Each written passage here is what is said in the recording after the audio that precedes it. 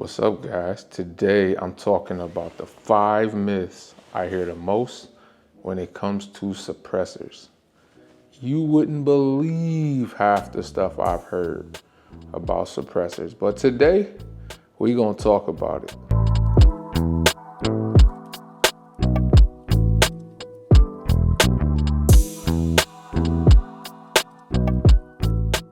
Owning a rifle company, I hear so many myths about all these suppressors. Crazy stuff you would never even believe that people honestly think. So today, I got a list of the top 5 myths that I hear about suppressors, and we're gonna talk about it. We're gonna talk about what's true, what's false, everything in between. Let's jump in with the first myth I gotta get out of your head. The number one myth I hear is that suppressors are illegal. Absolutely not. There is a good chance that if you can legally own a firearm, you probably could legally own a suppressor as well. It's just as simple as doing a Form 4, doing fingerprints, submitting a passport photo, and just waiting on the tax stamp to come back from the government. Bada bing, bada boom. It's a process that's not too lengthy, depending. But are suppressors illegal? Absolutely, positively not. Myth number 2, suppressors cost thousands of dollars and I just can't afford it. False. I got a couple examples here. Here's a local Michigan company, Mighty Suppressors, who makes a quality can for a 22 that's well under 500 bucks. Here's another one of my favorite suppressor companies. This is the Polonium by Otter Creek Labs. It is their 5.56K, meaning that it's a shorter suppressor. And this is also another solid budget option. There are plenty of suppressors out there that do not cost thousands of dollars. And I think now that there is zero tax stamp, which we'll talk about later,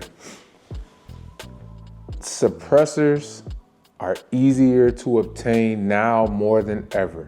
And I do believe the prices are only gonna get better. Myth number 3 is that suppressors make guns completely silent. Especially if it's a flow through, hell no. Absolutely not. There is no suppressor that makes guns movie quiet. So here, I'll put a clip of a movie suppressor.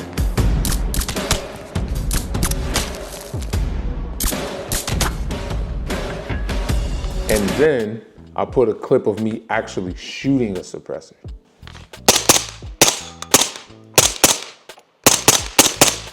Suppressors are nothing like they are in movies. A lot of people will try to get you to believe through media that suppressors are something that just makes your gun so deadly quiet that you won't hear it going off. And that's just not the case. Believe it or not, gunfire is really loud and it's really hard to reduce those decibels to a level that is movie theater quiet. It's just not the case. It's a myth. Throw it out. Myth number 4 is that suppressors ruin your gun's performance. That's not true either. Guns actually shoot better with suppressors when tuned and set up right. They can be softer recoiling and a smoother shooting experience. And you know, the smoother and softer it shoots, the easier it is to keep our shots on target. And that is something suppressors actually help your system do very well.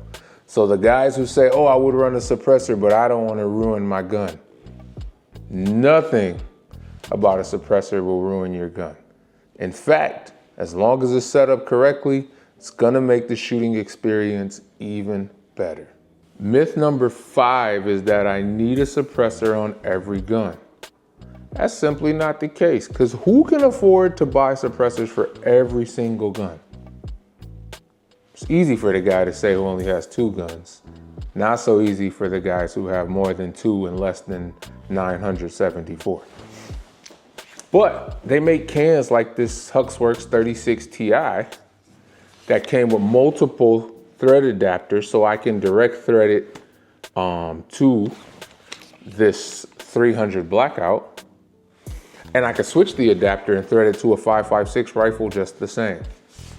So this is a multi-cal suppressor that can go to multiple firearms and multiple calibers, and that is very useful because sometimes you want to shoot a 5.56 even though your can might be dedicated to your 300 blackout and you might not have a budget to shoot. There are plenty of multi-caliber cans out there. There's no reason that you cannot utilize one can for multiple setups. The biggest mistake people make is they just buy one based on whatever the gun counter guy says without thinking through, what do you actually need it on? Are you just gonna be plinking 22s at the range with the homies? Are you gonna be setting up something short for your personal bedside gun? Are you going to be setting up your battle rig like for the zombie apocalypse? At the end of the day, once you know what you need a can for, there's so many options. There are, 5.56, there's 9mm, there's big bore, there's little bore, there's so much stuff. But you gotta know, what do you need a suppressor for? Suppressors are not about making your gun look any cooler. It's about shooting smarter. Suppressors are designed for multiple things, such as sound suppression, flash suppression, flow-through technology to keep gas out of your face while you shoot. It's all about a better way to experience shooting. So if you're on the fence about suppressors, you should come see me at Munitions Outpost every Friday from 12 to 6.